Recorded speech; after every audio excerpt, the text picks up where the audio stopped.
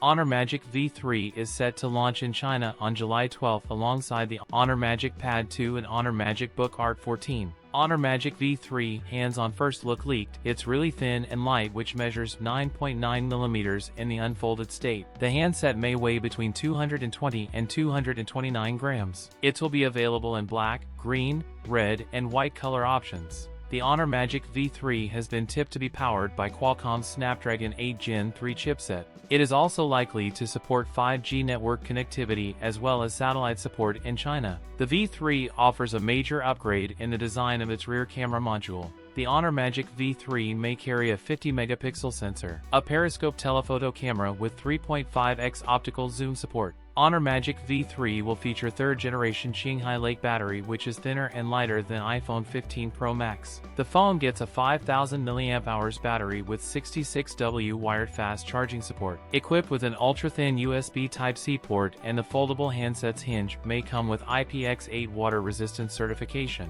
That's it for today's video. If you enjoyed it, don't forget to like, comment, and subscribe for more content. Thanks for watching, and I'll see you in the next one.